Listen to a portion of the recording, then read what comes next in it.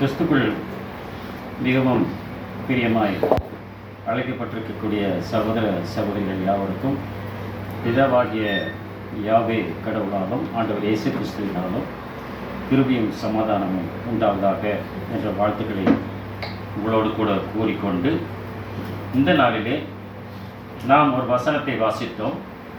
அந்த வசனம் எதிர்மறை கருத்து உடையது போல அங்கு காணப்படுகிறது என்பதை பார்க்கிறோம். இப்போ இந்த உலகத்தின் அதிபதி யார் என்று கேட்டால் நமக்கு தெரியும் இல்லையா? அதுதான் அந்த வசனம் சொல்றது. உலகத்தின் அதிபதி பிசாசு அப்படின்னு நமக்கு தெரியும். அப்போ இந்த உலகத்தின் அதிபதி இன்றைக்கு செயல்பட்டு கொண்டிருக்கிறானா அப்படின்னு கேட்டால் ஆம், அவன் செயல்பாடு அதிகமாக இருக்கிறது அப்படிங்கிறதையும் நாம் தீர்மானமாக நாம் புரிந்து கொள்ளுகிறவர்களாக இருக்கோம். அப்போ இந்த உலகத்தின் அதிபதிக்கு இப்போ நியாய தீர்ப்பு வழங்கப்பட்டதா அப்படின்னு கேட்டால் நம்ம என்ன சொல்லலாம்? வழங்கப்பட்டு விட்டது அப்படின்னு சொல்ல முடியுமா? இந்த உலகத்தின் அதிபதிக்கு நியாய தீர்ப்பு வழங்கப்பட்டிருந்தால் இதெல்லாம் நடக்கூடாது இல்லையா? ரொம்ப அவன் செயல்பாடு இருக்குது. அப்போ பிசாசோட செயல்பாடு அதிகமாக இருக்குது. அப்படிப்பட்ட சூழ்நிலையில் அவன் இன்னும் நியாயம் தீர்க்கப்படவில்லை அப்படிங்கிறது தான் உலகத்தாருடைய கருத்தாக இருக்கும் என்பதாக நம்ம பார்க்கிறோம். நம்முடைய கருத்தும் அது போல தான் இருக்கும் என்பதாக பார்க்கிறோம். ஆனால் இதற்கு வசனம் எதிர்மாறாக இருக்கிறதையும் நம்ம பார்க்கிறோம். இந்த உலகத்தின் அதிபதி நியாயம் தீர்க்கப்பட்டதினாலே நியாய தீர்ப்பை பொறுத்து பேசுவாரு அப்படின்னு சொல்றார். நியாயம் தீர்க்கப்பட்டாரு அப்படின்னு சொல்றார். அது எப்படி அப்படி சொல்லலாம் அப்படின்னு ஒரு கேள்வி நமக்கு. அப்படின்னா நியாயம் தீர்க்கப்பட்டாரு அப்படின்னு சொல்லிச்சுன்னா அவனுக்கு நியாய தீர்ப்பு வழங்கியாச்சு அப்படின்னா அப்போ இன்னைக்கு நடக்கக்கூடிய தவறுகளுக்கெல்லாம் யார் காரணம்? பிசாசு கூட இந்த வசந்தா எடுத்துக்குவான். எனக்கு தான் நியாய தீர்ப்பு கொடுத்துட்டாருல, இப்போ நான் இதெல்லாம் பண்ணலை அப்படின்னு சொல்லுவதற்கும் வாய்ப்பு உண்டு. புரியுதுங்களா உங்களுக்கு? சொல்லுவதற்கு எந்த நியாயத்தை கொடுத்துட்டாருல, என்னுடைய செயல்பாடுலாம் ஒன்றும் கிடையாது, நீங்கள் தான் 1000 ஆண்டு ஆட்சி ஆரம்பிச்சாச்சுன்னு சொல்கிறீங்கல்ல, என்னை கட்டிட்டாருன்னு சொல்கிறீங்கல்ல, என்ன நியாய தீர்ப்பு கொடுத்தாச்சு இல்லை அப்படின்னு நானாக இதெல்லாம் செய்கிறேன் அப்படின்னு பிசாசுன்னு கேட்பதற்கு வாய்ப்புண்டுங்கிறத தான் இந்த இடத்துல நம்ம பார்க்கணும். ஆனால் இதுக்கு நம்ம பார்த்தோம்னா இதுக்கு கொடுக்கப்படுகிற கிரேக்க வார்த்தை அங்கே கிரீனோ அப்படின்னு ஒரு வார்த்தை அங்கே கொடுக்குறாங்க. நியாயம் தீர்க்கப்பட்டது அப்படிங்கும்போது கிரீனோ அப்படிங்கிற ஒரு வார்த்தை கொடுக்குறாங்க. To distinguish, to decide mentally or judicially அப்படிங்கிற by implication, to try, condemn, punish, அழிவு, நியாயம் தீர்க்கப்பட்டது அப்படிதான் அங்கே வார்த்தை காணப்படுகிறது.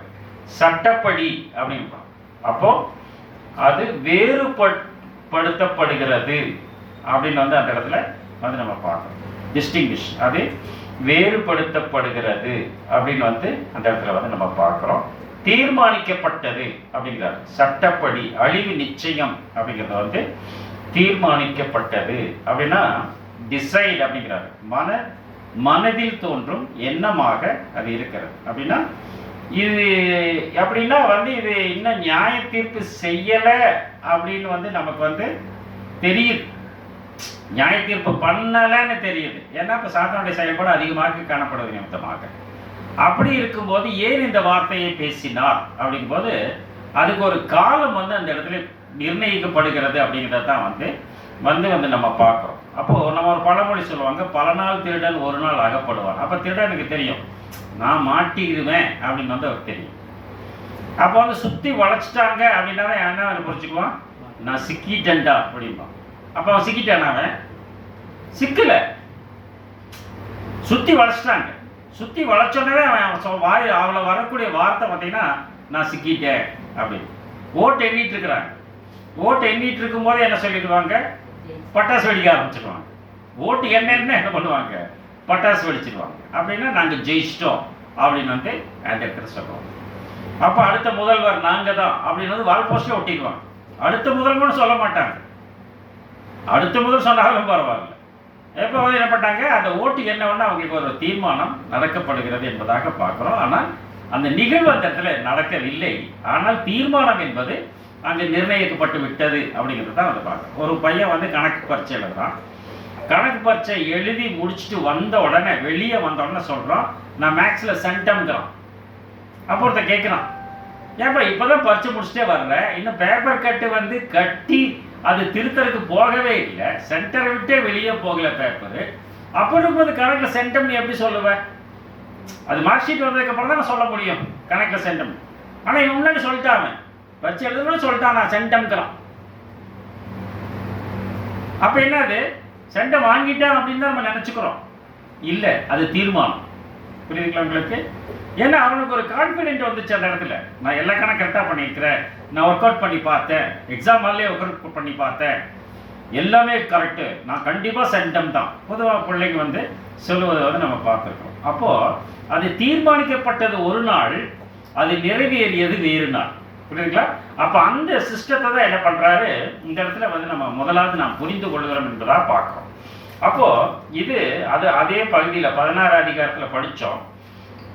இந்த உலகத்தின் அதிபதி நியாயம் தீர்க்கப்பட்டதினால் நியாய தீர்ப்பை குறித்து கண்டித்து உணர்த்துவார்ங்கிறார். அப்போ நியாய தீர்ப்பு அப்படிங்கிறது வந்து இயேசு கிறிஸ்து வந்தப்பவே வந்து நியாய தீர்ப்பு என்பது நிர்ணயிக்கப்பட்டு விட்டது அப்படிங்கிறத தான் அந்த இடத்துல வந்து பார்க்குறோம். சில வசனங்களை எப்படித்தான் அவர் பேசுகிறார். அப்போ அதுக்கு முன்னாடி சொல்லும்போது 14:30 இனி நான் உங்களுடனே அதிகமாய் பேசுகிறதில்லை, யோவான்ல இனி நான் உங்களுடனே அதிகமாய் பேசுவதில்லை, இந்த உலகத்தின் அதிபதி வருகிறான். இந்த உலகத்தின் அதிபதி வருகிறான், அவனிடத்தில் ஒன்றும் இல்லைன்ட்ட. உலகத்தின் அதிபதி வருகிறான், உலகத்தின் அதிபதி வரலாம் அப்படிங்கிறார். ரெண்டாவது சொல்லும் போது உலகத்தின் அதிபதி நியாயம் தீர்க்கப்பட்டான்கிறார், அப்படி சொல்ற. அப்ப இந்த உலகத்தின் அதிபதி வந்து இயேசு கிறிஸ்துவா இல்ல பிசாசான்னு கேட்டா பிசாசுன்னு தான் நம்ம சொல்ல முடியும். ஆனா இயேசு கிறிஸ்து அதிபதியா அப்படின்னு கேட்டா ஆமாம். அவர் எதற்கு அதிபதி அப்படின்பது எபிரேய ஆசிரியர் எழுதுகிறார் 2ஆம் அதிகாரம் 10ஆம் வசனத்துல. எபிரேயர் 2:10. ஏனென்றால் தமக்காகவும் தம்மாலேயும் சகலத்தையும் உண்டாக்கினவர், தமக்காகவும் தம்மாலேயும் சகலத்தையும் உண்டா. இயேசு கிறிஸ்து தனக்காக அவர்தான் உண்டாக்கினார்னு அந்த இடத்துல வந்து வசனம் சொல்லுகிறது. அநேகம் பிள்ளைகளை மகிமையில் கொண்டு வந்து சேர்க்கையில், ஒருத்தர் 2 பேர்ல அநேக பிள்ளைகளை மகிமையில் கொண்டு வந்து சேர்க்கிறதுக்கு அவர்களுடைய ரட்சிப்பின் அதிபதியை அது வந்து உபத்திரவப்படுத்தினது வந்து அவருக்கு பிரியமா இருந்தது என்று பூர்ணப்படுத்துவதாக சொல்லுகிறார். அப்ப இயேசு கிறிஸ்து ரட்சிப்பின் அதிபதி. ஆனால் பிசாசு உலகத்தின் அதிபதினு சொன்னதோடு மாத்திரமல்லாதபடிக்கு 14ஆம் வசனத்தில் எப்படி சொல்றாரு பாருங்க. 14. ஆதலால் அவர் தேவதூதருக்கு உதவியாக கைகொடாமல் ஆபிரகாமின் சந்ததிக்கு உதவியாக கை கொடுத்தார். அன்றியும் அவர் ஜனத்தின் பாவங்களை நிவர்த்தி செய்வதற்கேற்க 14. ஆதலால் பிள்ளைகள் மாம்சத்தையும் ரத்தத்தையும் உடையவர்களா இருக்கிறனால அவரும் அவர்களைப் போல மாம்சத்தையும் ரத்தத்தையும் உடையவர். இயேசு கிறிஸ்துவும் அவர்களைப் போல மாம்சத்தையும் ரத்தத்தையும் உடையவரானார். பிள்ளைகள் எப்படி இருக்காங்களோ அதே மாதிரி ரத்தம் சிந்தி மரிக்க வேண்டும் என்பது திட்டம் இல்லையா? ரத்தமுடைய மனிதனால் பாவம் உண்டானது. அப்ப ரத்தம் சிந்தி மரிக்கும் போது பாவம் நிவர்த்தி ஆகிறது. அதுதான் சொல்றாரு மரணத்துக்கு அதிகாரியாகிய பிசாசானவனை தமது மரணத்தினாலே அழிக்கும்படிக்கும். அப்ப மரணத்தின் அதிகாரியாகிய பிசாசு அப்படிங்கிறாரு, தமது மரணத்தினால் அழிக்கும்படி அப்படிங்கிறார். அப்படியே மரணம் அந்த மரணத்துக்கு அதிபதியாக இருக்கக்கூடிய பிசாசை அழித்து விடுகிறார். இயேசு கிறிஸ்து ரட்சிப்பின் அதிபதி, ஆனால் சாத்தான் என்று அழைக்கப்பட மரணத்திற்கு அதிபதி அப்படிங்கிறத அந்த இடத்துல வந்து நம்ம பார்க்கிறோம். அப்படின்னா இது வந்து ஒரு தீர்மானம் அந்த இடத்துல வந்து ஆதியிலே கொடுக்கப்பட்டது என்பதாக பார்க்கிறோம். ஆதியாகமம் 2ஆம் அதிகாரம் 17ஆம் வசனத்துல நாம் எல்லாம் நன்றாக அறிந்த வசனம் தான் 2:17.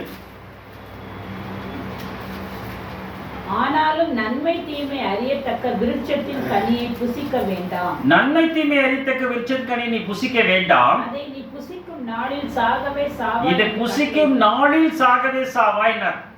அப்படின்னா ஆதாம் தான் என்ன பண்றாரு? ஆதாம் சாக வேண்டும்ங்கிறார். ஏறக்குறைய 930 ஆண்டுகள் வாழ்ந்து ஒரு மரித்தாருங்கிறது நமக்கு தெரியும் இல்லையா? அப்படின்னா மனுக்குலம் ஆதாம் நிமித்தமாக சபிக்கப்பட்டதினால் ஆதாம் சாவதற்கு முன்பாகவே ஆபேல் செத்து விடுகிறார் இல்லையா? அப்படின்னா அது வந்து தீர்மானிக்கப்பட்டது வந்து ஏறக்குறைய 1000 ஆண்டுகளில் சாக வேண்டும் என்பது, அப்படிதானே? ஆனால் அதுக்கு முன்னாடி இந்த நிகழ்வு நடக்கிறது இல்லையா? ஆபேல் சாகும்போது அந்த நிகழ்வு முன்னாடி நடக்கிறது. அதுபோல இங்கு சாத்தான் தீர்க்கப்பட்டான் சொன்னதற்கும் சாத்தான் நியாயம் தீர்க்கப்படுவதற்கும் கால வித்தியாசங்கள் உண்டு என்பதாக பார்க்கிறோம். கோர்ட்ல ஜட்ஜ் எழுதிவார் சென்டென்ஸ் டு டெத்துங்கிற மரண தண்டனை அப்படின்ட்டார்.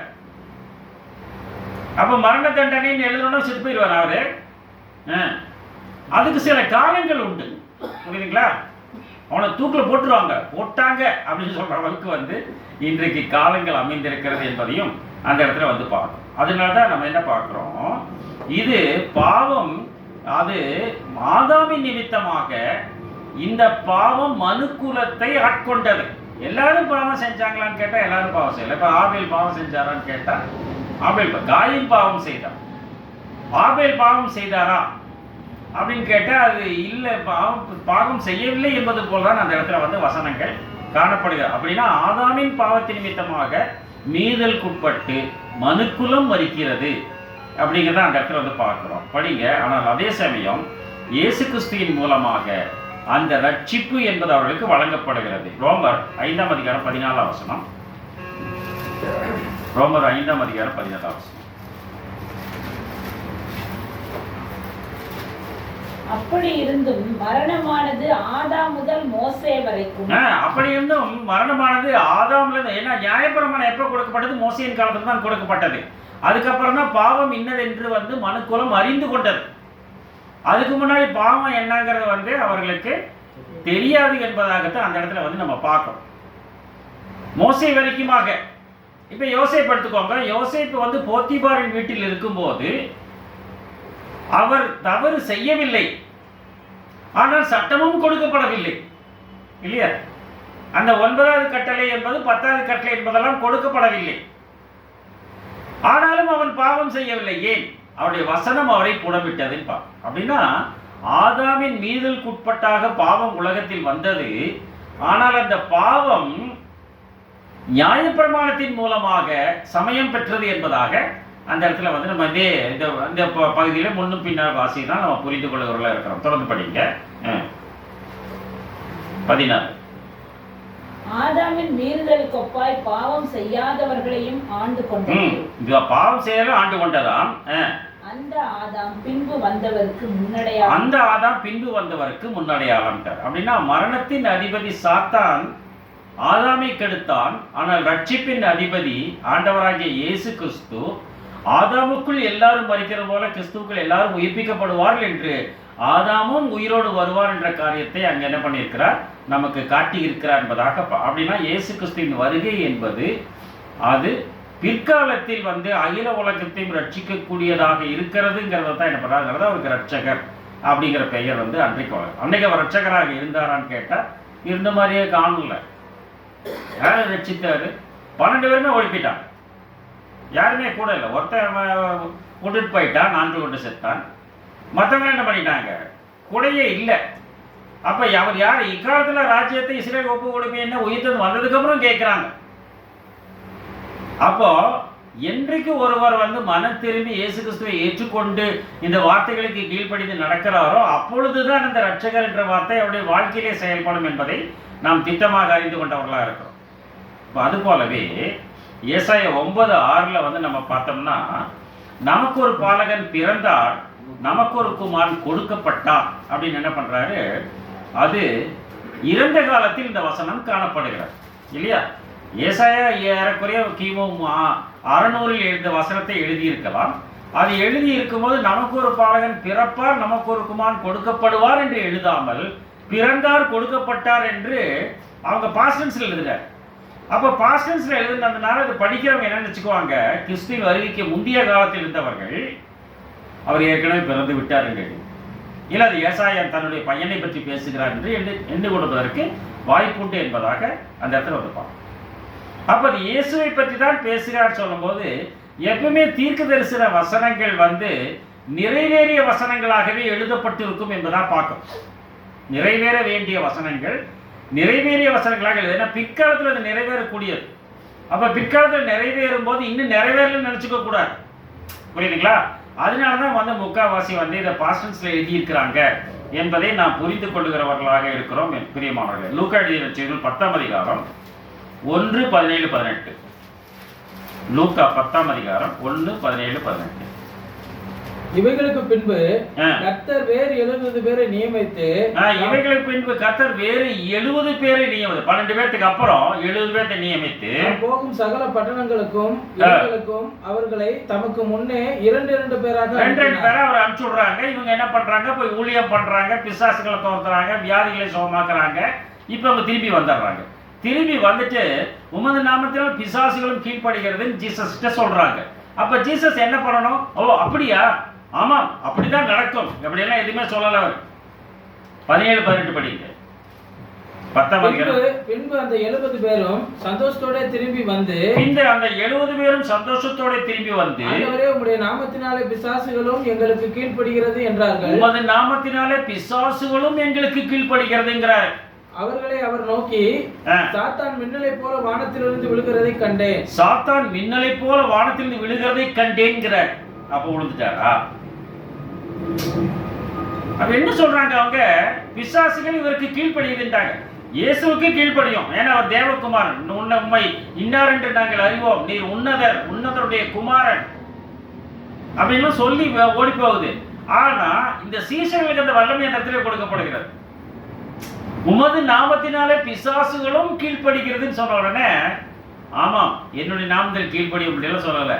சாத்தான் மின்னலை போல வானத்திலிருந்து விழுகிறதை கண்டேன். புரிஞ்சுட்டேன். தாமஸ் ஆல்வா எடிசன் தெரியும், ஒரு பல்பை நாங்கள் உண்டாக்குவோம், அந்த பல்பு வந்து பிற்காலத்தை வந்து வெளிச்சம் கொடுக்கணும் அவருக்கு தெரியும் உண்டாக்குறதுக்கு முன்னாடி. இது நடக்கிற நிகழ்வு, நடந்த நிகழ்வு. அதான் அந்த டார்கெட் போடுறான். ரைட் பிரதர்ஸுக்கு தெரியும் நம்மளால பறக்க முடியும், ஏரோப்ளைன் கண்டுபிடிக்கிற முடியும். தெரியுமா தெரியாது அவங்களுக்கு? பறவைகளை பார்த்து என்ன செய்கிறார்கள்? அது போலவே ஒரு அமைப்பை உண்டாக்கி வெயிட்டை கொடுத்து, லைட் வெயிட்டை கொடுத்து, அது எப்படி ரன் பண்ணி அது மேலே ஏறுதோ அந்த மாதிரி என்ன பண்ணிட்டாங்க, கண்டுபிடிச்சாங்க. அப்போ அவங்க விஷன்ல அது வந்துருது. அதை தான் அந்த இடத்துல சொல்றார், சாத்தான் மின்னலை போல வானத்திலிருந்து விழுகிறதை கண்டேன். பிரசன்ட் டென்ஸ்ல அந்த இடத்த சொல்றார். ஆனால் சாத்தான் விழுந்தானா இல்லையா அப்படின்னு கேட்டா, இனிதான் விழுவானா அப்படின்னு கேட்டா நம்ம என்ன சொல்லுவோம்? ஏற்கனவே விழுந்துட்டானா இல்லை இனிமேல் தான் விழ போறானா அப்படின்னு கேட்டா நம்ம என்ன சொல்லுவோம்? நம்ம கொஞ்சம் யோசனை பண்ணுவோம். விழுகிறதை கண்டேன்கிறாரு, அப்பதான் விழுந்திருக்கணும் அப்படின்னு நினைக்கிறோம் இல்லையா? ஏசாயா 14:12. ஏசாயா 14:12.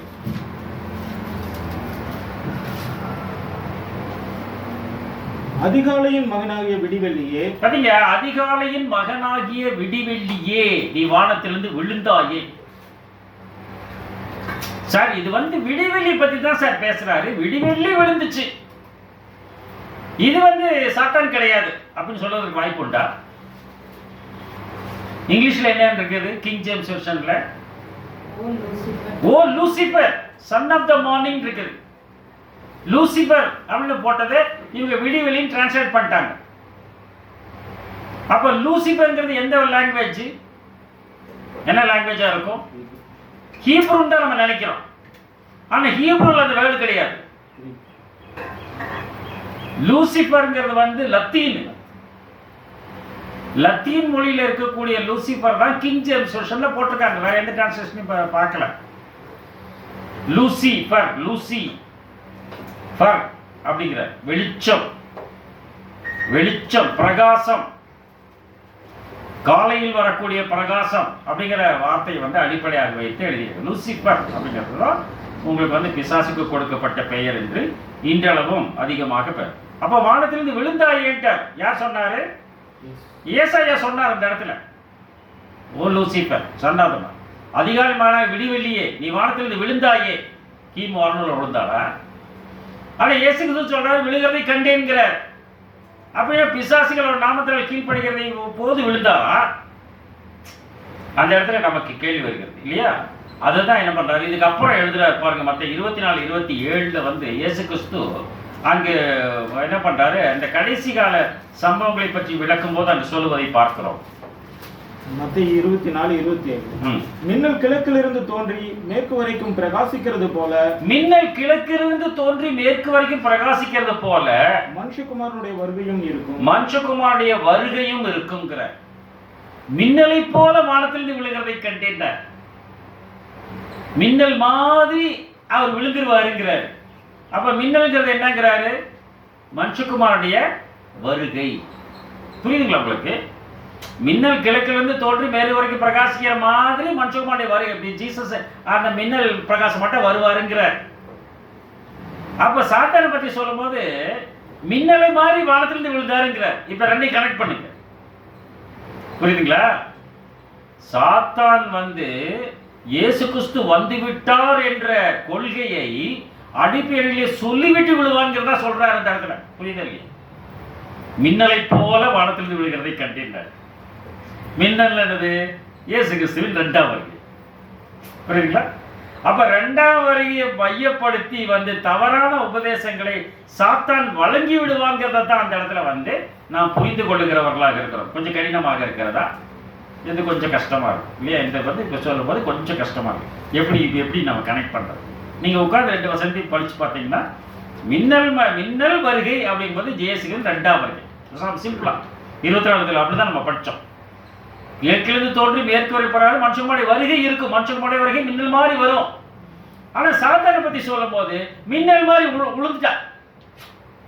நான் விளறக்கு முன்னாடி துர்போதனை, இயேசு வந்து விட்டார் என்ற போதனையை அவன் பேசுவான் அப்படிங்கிறத தான் என்ன பண்றோம் அந்த இடத்துல. இதோ அங்கே இருக்கிறார், இதோ இங்கே இருக்கிறார், இதோ இருக்கிறார், இதோ அறை வீட்டில் இருக்கிறார் அப்படின்னு சொன்னா எவனாகிலும் சொன்னார் அப்படிங்கிறார். எவனாச்சும் சொன்னா நீங்க நம்பாதே. இதே அதிகாரத்தின் முற்பகுதியில் சொல்றேன். இதே அதிகாரத்தில் இது சொல்றதுக்கு முன்னாடி சொல்றேன். எவனாச்சும் சொன்னாங்கன்னா இதோ வனாந்தரத்தில் வந்திருக்கிறார், அறை வீட்டில் இருக்கிறார் அப்படின்னு என்ன அர்த்தம்? அவர் பிரசன்ஸ் இருக்கு. அதுதான் பெருஷியங்கிற வார்த்தை. நம்ம வந்திருக்கிறான்னு தான் அர்த்தம். இதை வந்துட்டாருன்னு சொல்லுச்சுன்னா நீங்க நம்பாதீங்க. ஏன் எங்க இருக்கிறாரு?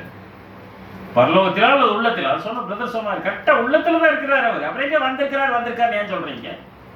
அவர் ஏற்கனவே இருக்கிறார் அப்படிங்கிறத நான் புரிந்து கொள்கிறா. அப்படின்னா சாத்தான் எப்போது விழுந்தான் என்று பேசுகிறார். வெளிப்பசேஷம் 12ஆம் அதிகாரம் 7 முதல் 9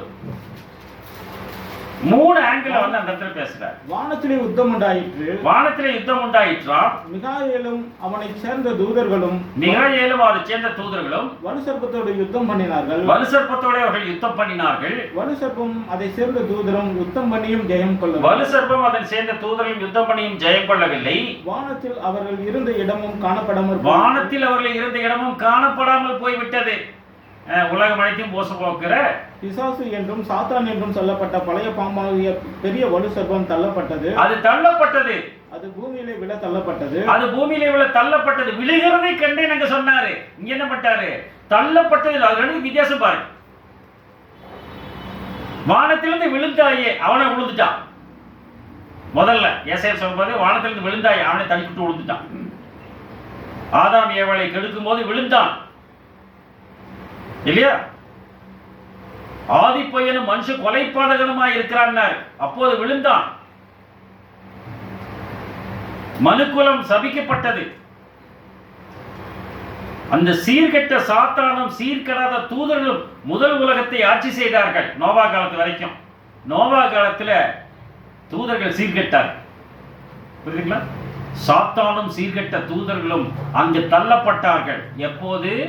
நோவா காலத்தில். விழுந்தாயே, வானத்திலிருந்து விழுந்துட்டான். இங்க சொல்லும் போது பிசாச ஓட்டும் போது விழுகிறதை காண்கிறேன். விஷன். எப்படி நான் மேக்ஸ்ல சென்டம் சொன்ன அந்த பையன் அதைத்தான் சொல்றாரு. இங்க என்ன பண்றாரு? உலகம் அனைத்தையும் மோசம் போகிற பிசாசு என்றும் சாத்தான் என்று சொல்லப்பட்ட பழைய பாம்பாகிய பெரிய சர்ப்பம் தள்ளப்பட்டது. அது பூமியிலே விழ தள்ளப்பட்டது. அதனோடு கூட சேர்ந்த தூதர்களும் தள்ளப்பட்டார்கள். இதுதான் இறுதி நிகழ்வு. இன்னைக்கு சாத்தான் பரலோகத்துக்கு போகிறானா இல்ல பூமியில் இருக்கிறாரா? பூமியில தள்ளிட்டாருங்கிறார். எப்படிங்க பிரதர்?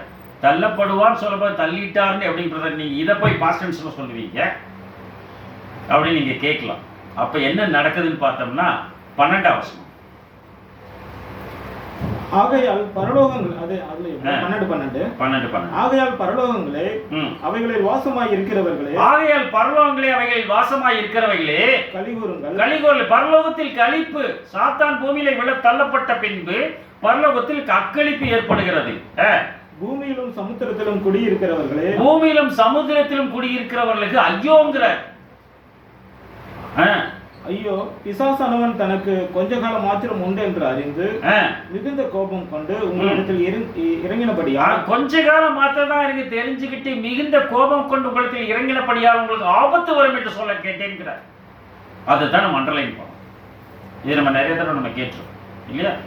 ஆபத்து வரும் என்று சொல்ல கேட்டேன் போது முதல் ஆபத்துங்கிறது எத்தனை ஆபத்துங்கிறது முதல்ல நம்ம உறுதி பண்ணணும். 9ஆம் அதிகாரம் 12ஆம் வசனம். 9:12.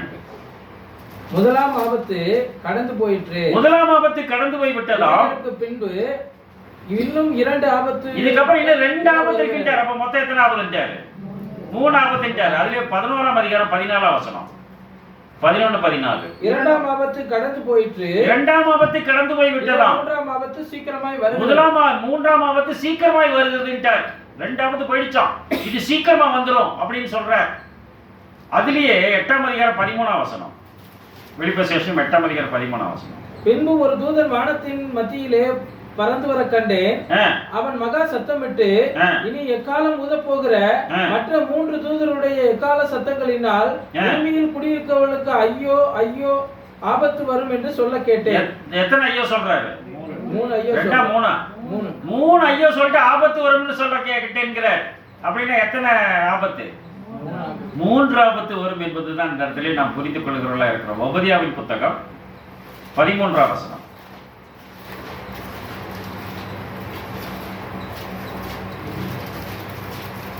ஒபதியா 13.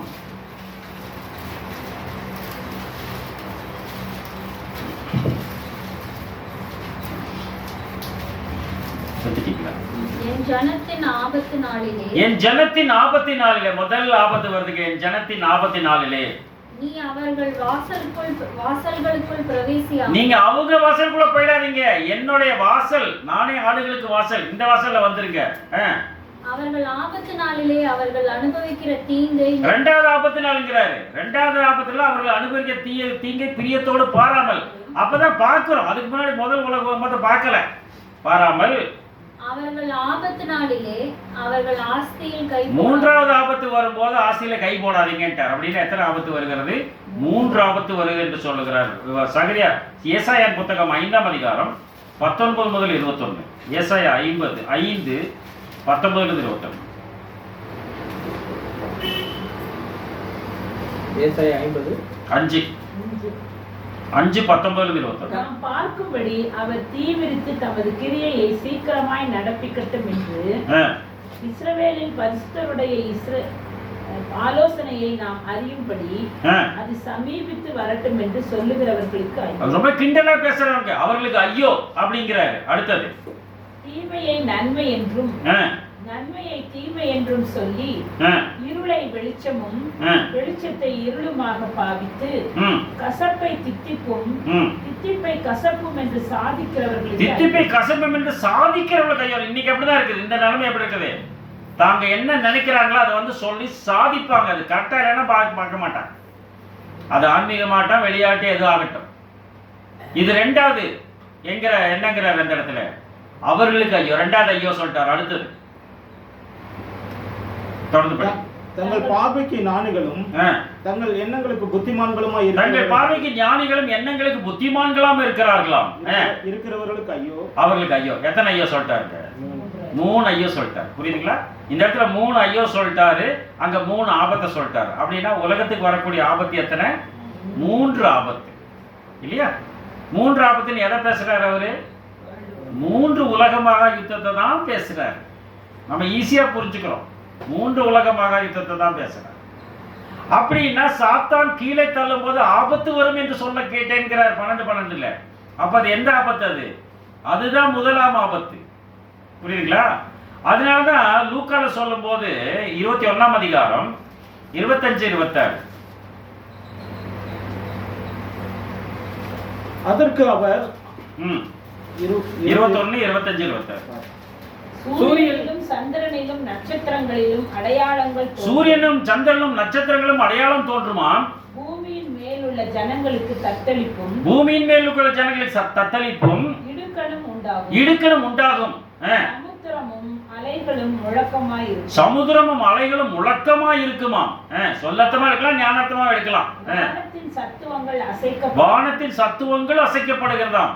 ஆதலால் பூமியின் மேல் வரும் ஆபத்துகளுக்கு பயந்து, பூமியின் மேல் வரும் ஆபத்துக்குன்னு சொல்லலைங்க இந்த இடத்துல, ஆபத்துகளுக்கு பயந்து மனுஷங்க எதிர்பார்த்திருக்கிறபடியால் மனுஷனுடைய சோர்ந்து, நம்ம எது சோர்ந்து போதே இல்லையா?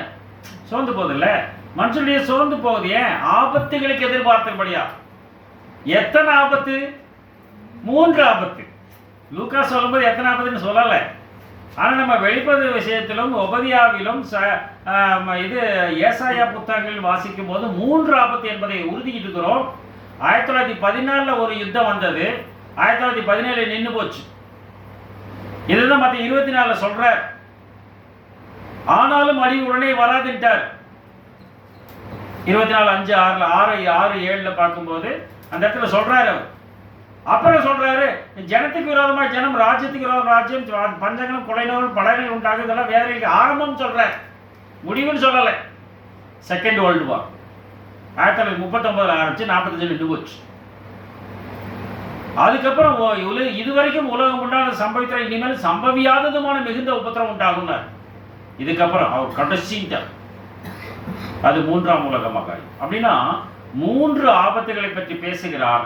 இந்த முதல் ஆபத்தின் காலத்தில் சாத்தான் தள்ளப்படுகிறான். 2ஆம் ஆபத்தின் காலத்தில் சபை நிர்ணயிக்கப்படுகிறது. 3ஆம் ஆபத்து காலத்தில் சாத்தான் கட்டப்படும். இதுதான் நடக்கக்கூடிய நிகழ்வு அப்படின்னு நம்ம பார்க்கிறோம். அதனால தான் சொல்லிட்டார் யோவான் 12, 31, 32. இப்பொழுதே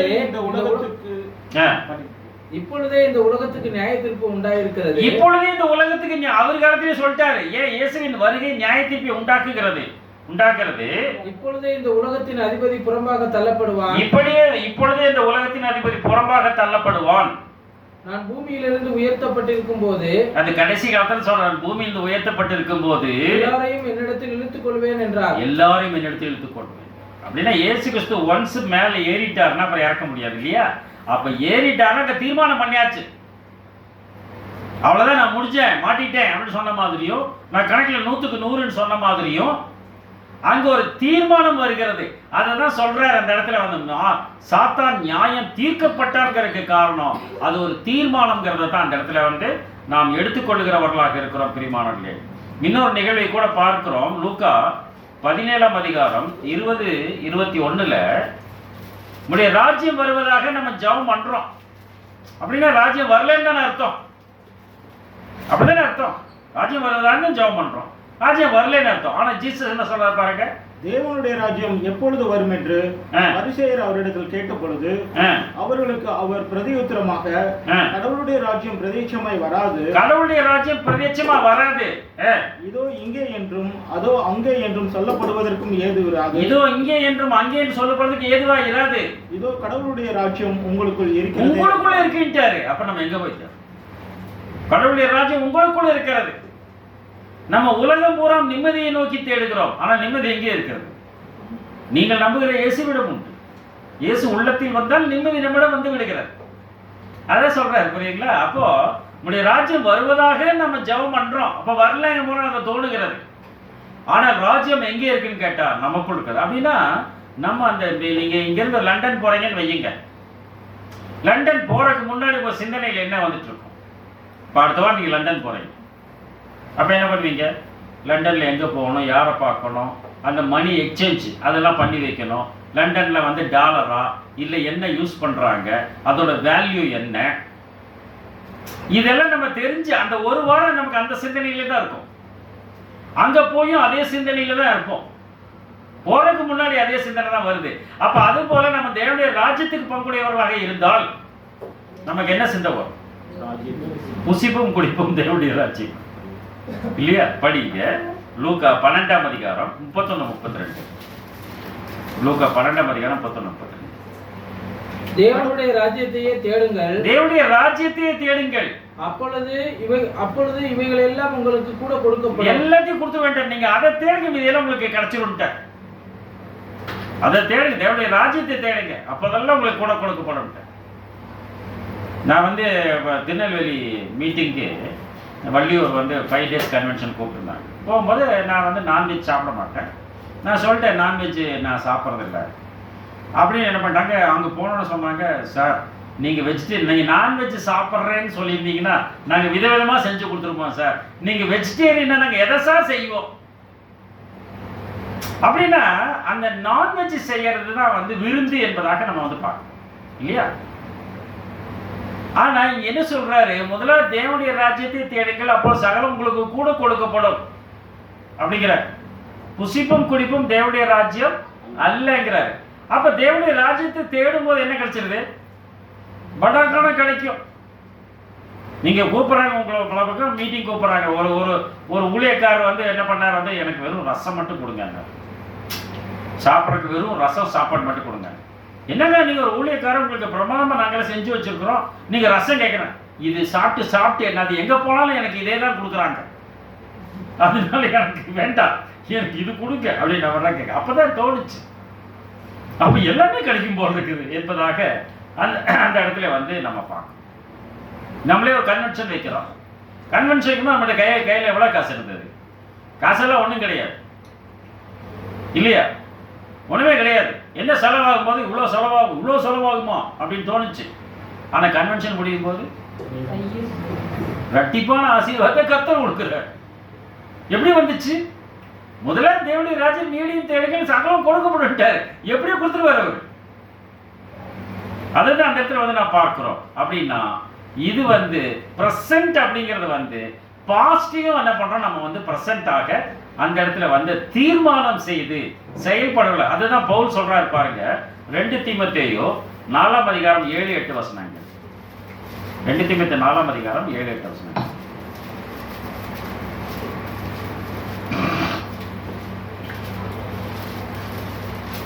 நல்ல போராட்டத்தை போராடினேன், ஓட்டத்தை முடித்தேன், விசுவாசத்தை காத்துக்கொண்டேன். இது முதல் நீதியின் பீடம் எனக்காக வைக்கப்பட்டது. நீதியின் கீழ் எனக்காக வச்சிருக்காருன்றாரு. ஒரு கான்ஃபிடென்ட் அந்த இடத்துல வரும் பாத்தீங்களா, அதுதான் வச்சிருக்காரா, எடுத்து வச்சுட்டாரா பவுலுக்கு. ஆனா எப்ப கொடுப்பேங்கிறாரு, நீதியுள்ள நியாயாதிபதியாகிய கர்த்தர் அந்நாளிலே அதை எனக்கு தந்தருளுவார். வச்சுட்டாரு, ரெடி ஆயிடுச்சு, அந்நாள் எனக்கு கொடுத்துருவார், எனக்கு மாத்திரமல்ல அவர் பிரசன்னமாக விரும்புகிற யாருக்கும் தந்தருவார் அப்படின்னு ஒரு கான்ஃபிடென்ட் அந்த இடத்துல வந்து வரும். ஒரு ஞானஸ்நானம் எடுத்துட்டாங்க, ஞானஸ்நானம் எடுத்த உடனே அவங்க மனசுல என்ன வருது, கிறிஸ்து என்னில் இருக்கிறார், அந்த உணர்வு வரணும் இல்லையா. நான் கிறிஸ்துவுக்காக வாழ்வேன், நான் கிறிஸ்துவை போல செயல்பட முயற்சிப்பேன், இனி என்னுடைய ஆசாபாசங்களை வந்து நான் ஒழித்து விடுகிறேன் அப்படிங்கிற உணர்வின் அடிப்படையில் வந்து அங்கு செயல்படுகிறது தான் சபை என்பதாக. அந்த அப்படிதான் எல்லாத்தையும் விட்டு வந்தனே, எங்களுக்கு என்ன கிடைக்கும் கேட்டாங்க இல்லையா. எவ்வளவு கொடுத்தாரு அவர், ஒருவேளை பேருக்கு ஒரு வீடு இருந்திருக்கலாம், ஆனா எவ்வளவு கொடுத்தாரு அவர், 100 அப்படின்ட்டு இல்லையா. அப்படிதான் நம்ம போன தடவை வந்து நம்ம படித்தோம் என்பதாக பார்க்கணும்.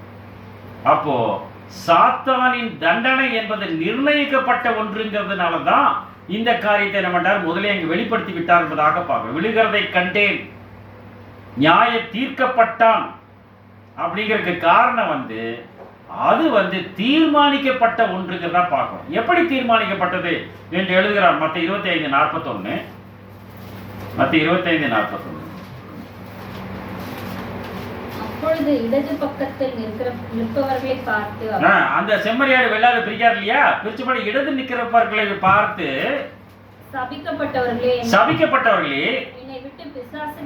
என்னை விட்டு பிசாசுக்காகவும் அவன் தூதர்களுக்காகவும் ஆயத்தம் பண்ணப்பட்டிருக்கிற நித்திய அக்கினி, அந்த அவனுக்காக ஆயத்தம் பண்ண நித்திய அக்கினியில் போங்கன்றார். இதுதான் கன்ஃபர்மேஷன், நித்திய அக்கினியில் போங்கன்றார். அப்போ போயிட்டாங்களா அவங்க, போயிருவாங்க அப்படிங்கிறத தான் என்ன பண்றாரு அந்த இடத்துல நமக்கு தெளிவுபடுத்துகிறார். வெளிப்பசேஷம் 20ஆம் அதிகாரம் 10:7-9.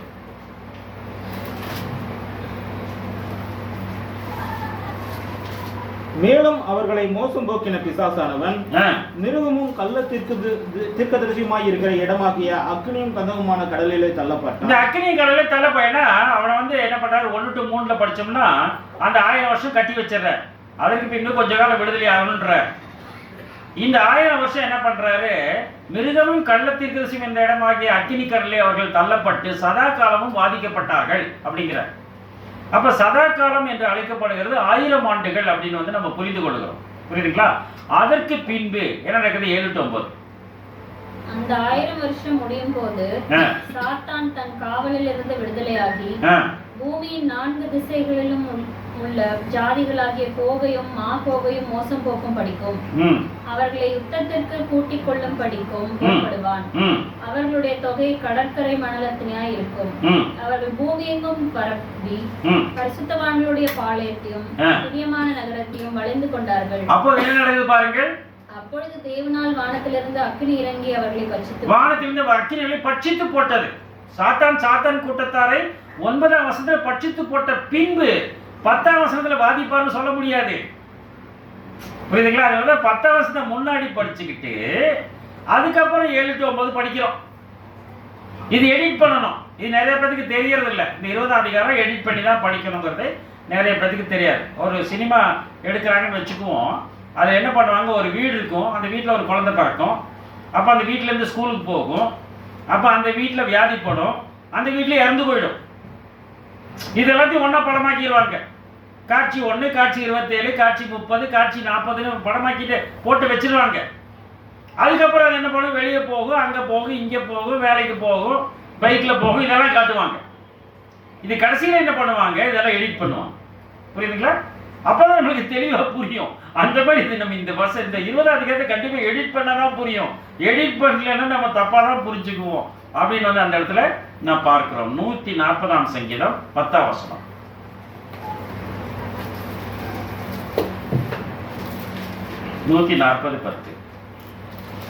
நெருப்பு தழலில் அவர்கள் மேல் விழுவதாக, நெருப்பு தழல் அவர்கள் மீது விழுவதாக, அக்கினியிலும் அவர்கள் எழுந்திருக்க கூடாத படுகுழிகளிலும் தள்ளப்படுவார்கள், அக்கினியிலும் எழுந்திருக்க கூடாத படுகுழியிலும் தள்ளப்படுவார்களாக. அந்த அக்கினி தான் அவர்களை அழித்து போடும். இதுதான் சாத்தானுக்கு கொடுக்கிற நியாய தீர்ப்பு. ஆனால் அந்த நியாய தீர்ப்பு நிர்ணயிக்கப்பட்ட ஒன்று அப்படிங்கிறதுனால தான் அது முன்னாடியே என்ன பண்ணிட்டாங்க, அதை பற்றி நியாயம் தீர்க்கப்பட்டான் என்று எழுதியிருக்கிறார்கள் என்பதையும் அந்த இடத்திலே பார்க்கிறோம். அதே மாதிரி தான் இது எழுதப்பட்ட தீர்ப்புங்கிறத எப்படி நம்ம கண்டுபிடிக்கிறோம்னா, நமக்கு அந்த வசனத்தை சொல்றாரு. யோவான் 12:48, யோவான் 12:48, என்னை தள்ளி என் வார்த்தைகளை ஏற்றுக்கொள்ளாதவனை, என்னை தள்ளி என் வார்த்தைகளை ஏற்றுக்கொள்ளாதவனை நியாயம் தீர்க்கிறது ஒன்று இருக்கிறது. அவனை நியாயம் தீர்க்கிறது ஒன்று இருக்கான். நான் சொன்ன வசனமே அவனை கடைசி நாளில் நான் சொன்ன வசனமே அவனை கடைசி நாளில் நியாயம் தீர்க்கும். கடைசி நாள் நியாயம் தீர்க்கும். ஆனா வசனம் எப்ப வந்துச்சு? வசனம் முன்னாடியே வந்துச்சு. அப்ப அந்த வசனம் அவனுக்கு தெரியுமா தெரியாதா? தெரியும். அந்த வசனத்தின் படியாக அவன் அந்த வசனத்தை சிந்தனைக்குள் கொண்டு வரும்போது அவன் நியாய தீர்ப்பு அவனுக்கு வந்துருக்கு. அவனுக்கு அழிவு அவனுக்கு நிச்சயிக்கப்பட்டதாக அந்த இடத்திலே காணப்படுகிறது என்பதாக பார்க்கிறோம். 5ஆம் அதிகாரம் 25ஆம் வசனம் யோவான். அத முதல் பகுதி மட்டும் வாசிச்சு நிறுத்துங்க. 5:25. மரித்தோர் தேவகுமாரனுடைய சத்தத்தை கேட்கும் காலம் வரும். இருங்க, இப்ப இந்த இடத்துல சொல்ற மரித்தோர் தேவகுமாரனுடைய சத்தத்தை கேட்கும் காலம் வரும். எப்போ எப்போ வரும்? மரித்தோர் தேவனுடைய குமாரனுடைய உயிர்த்தெழுந்து வரும்போது தானே வரும். உயிர்த்தெழுந்து வரணும். ஆனா அவர் அப்படி சொல்லல. கண்டினியூ பண்ணுங்க. அது இப்பொழுதே வந்திருக்கு. இப்பே வந்திருக்குங்கிறாரு. எப்படி? மரித்தோர் தேவகுமாரனுடைய சத்தத்தை கேட்கணும்னா 1000 ஆண்டு ஆட்சியில் தான் வரணும். ஆனா இப்பவே வந்திருக்குதுங்கிறாரு. அது வந்து அதான் எபேசியர் 2:1 வந்து அக்கிரமங்களினாலும் பாவங்களினாலும் மரித்தவங்க நம்ம செத்து போனவங்களா தான் இருந்தோம். இப்போ செத்து போனவங்களா இருக்கிறோமான்னு தெரியாது. இப்படி செத்து போனவங்களா இருக்கக்கூடிய நமக்குள்ளாக வார்த்தை போகிறது. வார்த்தை போகும்போது நம்ம ஜீவனுக்குள்ள புரியுங்களா? நான் உயிரோட தான் இருக்கேன், செத்து போயிட்டேன்னு எப்படி சொல்ல முடியும்? இன்னைக்கு கிறிஸ்தவங்க சொல்லலாம், என்னடா உயிரோட செத்து போயிட்டேன்னு சொல்றாரு. நான் அல்ல கிறிஸ்துவை எடிட் பழித்திருக்கிறார் பவுல் சொன்னது போல நான் சொல்லணும். தொடர்ந்து படிச்சேன். அது இப்பொழுதே வந்திருக்கிறது. அதை கேட்கிறவர்கள் பிழைப்பார்கள். அதை கேட்கிறவர்கள் பிழைப்பார்கள். மெய்யாகவே சொல்லிட்டார். இப்ப நம்ம புரியுதா உங்களுக்கு? இது ஃபியூச்சரை வந்து என்ன பண்ணார்? பிரசன்ட்ல கொண்டு வந்துட்டார். ஃபியூச்சர் தானே அது, இதை பிரசன்ட்ல கொண்டு வந்துட்டார். அப்ப எப்படி பிழைப்பார்கள் அதை கேட்கிறவர்கள் போது யோவான் 6:63 ஆவியே உயிர்ப்பிக்கிறது, மாம்சமானது ஒன்றுக்கும் உதவாது. நான் உங்களுக்கு சொல்லுகிற வசனங்கள் ஆவியாயும் ஜீவனுமா இருக்கின்ற இந்த வார்த்தை தான் உயிர்ப்பிக்கிறதுன்னு பார்க்க. அதுல 5ஆம் அதிகாரம் 24 வசனம், யோவான் 5:24. என் வசனத்தை கேட்டு என்னை அனுப்பினவரை விசுவாசிக்கிறவனுக்கு நித்திய ஜீவன். என் வசனத்தை கேட்டு என்னை அனுப்பினவரை விசுவாசிக்கிறவன் நித்திய ஜீவன் உண்டு. அவன் ஆக்கினைக்கு தீர்ப்புக்கு உட்படாமல் மரணத்தை விட்டு நீங்கி, அவன் நியாய தீர்ப்பு என்ற ஆக்கினை தீர்ப்புக்கு உட்படாமல் மரணத்தை விட்டு நீங்கி ஜீவனுக்கு உட்பட்டிருக்கிறான் என்று ஜீவனுக்கு உட்பட்டிருக்கான் மெய்யாகவே சொல்றேன். அப்படின்னா இதெல்லாம் பின்னாடி நடக்கூடியதை முன்னாடி கொண்டு வராரு. பின்னாடி நடக்கக்கூடிய விஷயங்களை வந்து அறுதியிட்டு காட்டுவதன் வழியாக ஒருவேளை இது நடந்தே விட்டது போல நாம் எண்ணம் கொள்ளுகிற வழக்கம். நமக்கு ஒரு பாலகன் பிறந்தார், நமக்கு ஒரு குமாரன் கொடுக்கப்பட்டார் என்பது போல இப்பொழுதே என்ன பண்ணிட்டாரு? இந்த உலகத்தின் அதிபதி நியாயம் தீர்க்கப்பட்டதினால்ங்கிற, இந்த உலகத்தின் அதிபதி நியாயம் தீர்க்கப்பட்டதினால் நியாய தீர்ப்பை குறித்து. ஏன்னா இயேசு கிறிஸ்து உயிரோட வந்தவொடனே என்ன ஆயிடுச்சுங்க? சாத்தானுடைய சொல்லுவாங்களே, அவன் ஜோலி முடிஞ்சதும்பாங்க இல்லையா? அது முடிஞ்சிச்சு. ஆனா அந்த கடைசி நேரத்தில் என்ன பண்ணுகிறான்? அவன் ஆட்டிவித்துக் கொண்டிருக்கிறான் என்பதை பார்க்கும். அதனால இப்பொழுதே நியாய தீர்ப்பு, இப்பொழுதே உலகத்தின் அதிபதி புறம்பானைகளிலே தள்ளப்படுவான் என்று சொல்லுகிறான். அதான் அவனுக்கு முடிஞ்சிச்சு அப்படின்னு சொன்னாலும் ஏன் இந்த தீவிரங்கள் நடைபெறுதுன்னு பார்க்கும்போது ஒரு சின்ன கதை சொல்லுவாங்க, சொல்லி முடிச்சது. அதாவது இயேசு கிறிஸ்து வந்து சாத்தானுக்கு எதிரி. இப்ப சாத்தானுக்கு உட்பட்ட தூதர்கள் என்ன செய்யறாங்க? நம்ம தலைவருக்கு இருந்தாலும் எதிரி தானே அப்படின்னு என்ன பண்றாங்க? அவனை கொண்டு போய் பிலாத்தின அவனை கொண்டு போய் அங்கே போய் இங்கே போய் என்ன பண்ணிட்டாங்க? இவரை சிலுவையில் அரைஞ்சு கொண்டே போட்டாங்க. இந்த குட்டி பிசாசுக்கெல்லாம் சேர்ந்து இயேசுவை சிலுவையில் அரைஞ்சு கொண்டு போட்டு சாத்தான்கிட்ட சொல்லுது, தலைவா, எந்திரி தலைவா, என்ன தலைவா தூங்கிட்டு இருக்கிற, உன் எதிரியை கொண்டு தலைவா அப்படின்னு சொல்லுது. பிசாசு கூட்டம், பேய் கூட்டம் சொல்லுது, உன் தலைவன் உன் எதிரியை கொண்டு தலைவா அப்படின்னு சொல்லுது. உடனே சாத்தான் வந்து உடனே கண்ணீர் விட்டு அழுக ஆரம்பிச்சான். ஏன் தலைவா உன் எதிரியை கொண்டேன்னு சொல்ற, எதுக்கு நீ அழறே அப்படின்னு குட்டி பிசாசுகள்லாம் கேட்குது. அப்ப சொல்ல, அடப்பா ஏன்டா கொண்டீங்கன்றா. ஏன் அவனை அப்படியே விட்டு சாகுட வேண்டியதானே, ஏன் எதிரி தானே, அதனால கொண்டோம். ஐயா நான் 3 நாள் வந்துடுவானே அவன், ஏன் கொண்டவனே அப்படின்னு அவன் கேட்கிறான் சாத்தான். அப்படியா 3 நாள் வந்துடுவானா? அப்ப என்ன ஆகும்? உலகமே முன்னாடி போயிருமே, முன்னாடி உயிரில் வந்துருவா, எல்லாம் முன்னாடி போக ஆரம்பிச்சிருவாங்க. எதுக்குடா கொண்டீங்கன்னு கேட்டுச்சோம். அப்ப குட்டி பேசலாம் நினைச்சோம். போய் ஒரு மாநாடு போட்டுச்சோம். மாநாடு போட்டு, தலைவர் நீ கவலைப்படாத, ஒன்னும் கவலைப்படாத, எங்கெல்லாம் இவரை ஃபாலோ பண்ண போறானுங்களோ அங்கெல்லாம் நான் உள்ள பூந்துடணும். அது சபையா இருக்கலாம், அது வீடா இருக்கலாம், அல்ல தனி மனிதனா இருக்கலாம், அவனுக்குள்ள நாங்க பூந்துடுறோம், இச்சையை தூண்டுறோம், சபையில போறோம், மேட்டிமையை கொண்டு வர்றோம், சண்டையை உண்டாக்குறோம், குடும்பத்தில் போறோம், விரிசலை உண்டாக்குறோம், கீழ்ப்படியாமை உண்டாக்குறோம், குழந்தைங்க மூலமா செயல்படுறோம். இப்படி என்ன பண்ணுவோம் பிசாசு? அந்த மாதிரி நாங்க என்ன பண்ணுவோம்? குட்டி பேய்கெல்லாம் சேர்ந்து எல்லா பக்கம் போய் சூப்பரா நாங்க ஒர்க் பண்றோம், எவனை அவனை ஃபாலோ பண்ண அப்படின்னு சொன்னாலுங்களாம். அதுக்கப்புறம் தான் எந்திரிச்சு சந்தோஷமா இருந்தாங்க பிசாசு. புரியுதுங்களா உங்களுக்கு? இது ஒரு கதை. எதுக்குன்னு கேட்டா, நீங்க வந்து உலகத்தை ஜெயிக்கிறவர்களாக இருக்க வேண்டும் சொன்னால் இந்த வசனங்கள் உள்ளத்திலே இருக்க வேண்டும். வாலிபரே, நீங்கள் பலவான்களா இருக்கிறதுனாலும் தெய்வ வசனம் உங்களுக்கு நிலைத்திருக்கிறதுனாலும் நீங்கள் உலகத்தை ஜெயித்ததுனாலும் உங்களுக்கு எழுதுகிறேன் வந்து யோவான் எழுதினார். புரியுதுங்களா? அதனால வந்து சாத்தான் நியாயம் தீர்க்கப்பட்டான் என்பது உண்மைதான். ஆனால் இன்னும் தீர்ப்பு வழங்கப்படவில்லைங்கிறத வந்து, தீர்ப்பு வழங்கப்பட்டது ஆனால் இன்னும் தீர்க்கப்படவில்லை. அப்படி வந்து ஒரு வீடு வந்து ஜப்தியில போயிடுச்சு, பணம் கொடுத்துட்டாங்க. பணம் கொடுத்த உடனே வீடு உங்க கையில வரணும் இல்லையா? ஆனா கேட்கறாங்க, ஒரு கிரேஸ் பீரியட் கேட்கறாங்க, 2 மாசத்துல காலி பண்ணிடுறேங்கிறாங்க. புரியுங்களா? இயேசு சிலுவையில் மரணம் அடைந்த உடனே மீட்பு வந்து விட்டது, 2 மாசம் கழிச்சு காலி பண்றாங்க. இவர் என்ன பண்ணுவார்? போனர் பரவாயில்ல என்றுவார். அந்த 2 மாசத்துல அவன் என்ன பண்றான், அங்க உடைக்கிறான், இங்க உடைக்கிறான், அதை பிக்கிறான், இதை பிக்கிறான், அதை கழட்டுறான், எடுத்துட்டு போறான். இதெல்லாம் பார்த்துக்கிட்டு இருக்கிறாங்க. சொல்லுங்க, என்னங்க உங்க வீடு நீங்க வாங்கிட்டீங்க, எல்லாத்தையும் கழட்டிட்டு போறான், தாப்பாலாம் பிச்சுக்கிட்டான், அந்த டேப்புக்கு இப்போ எல்லாத்தையும் பிச்சுட்டு போறான், எல்லாம் சின்ன பின்னமா சொத்த போறான், இந்த வீட்டை இடிக்கிறானே இவன். சிரிக்கிறாரு பார்த்துட்டு. கடைசியில் என்ன இருக்கு பார்த்தீங்கன்னா, 2 வருஷம் காலி பண்ணி தானே ஆகணும், 2000 வருஷம் காலி பண்ணி தானே ஆகணும். அவன் காலி பண்ணதுக்கு அப்புறம் என்ன பண்றாரு, புல்டோசர் வச்சு இடிச்சு எல்லாத்தையும் தரமட்டமாக்கி பூசா கட்டுறாரு. புரியுதுங்களா உங்களுக்கு? அதுதான் இங்க நடக்க போகுது. அவன் எவ்வளவுதான் கேடுபாடு பண்ணாலும், எவ்வளவுதான் சின்ன பின்னம் ஆக்கினாலும் அவருடைய திட்டம் வேற. புரியுதுங்களா? நாம சின்ன பின்னமாக்காதபடிக்கு நம்முடைய வாழ்க்கை தரத்தை அவருக்குள் வைத்துக்கொண்டு உலகத்தின் அதிபதி யார் என்பதை நாம் புரிந்து கொண்டு, சாத்தானின் தந்திரங்கள் நாங்கள் அறியாதவர்கள் அல்லவே என்று பவுலியா சொன்னது போல அதை அறிந்து கொண்ட நிலைமையிலே ஏமாந்து போய் விடாதபடிக்கு வார்த்தை நம்மை பாதுகாக்க நித்தியத்துக்கு ஏதுவாக பிதாவாகிய யாவே கடவுள் ஆண்டவர் இயேசு வழியாக வழித்துவாராக. ஆமென்.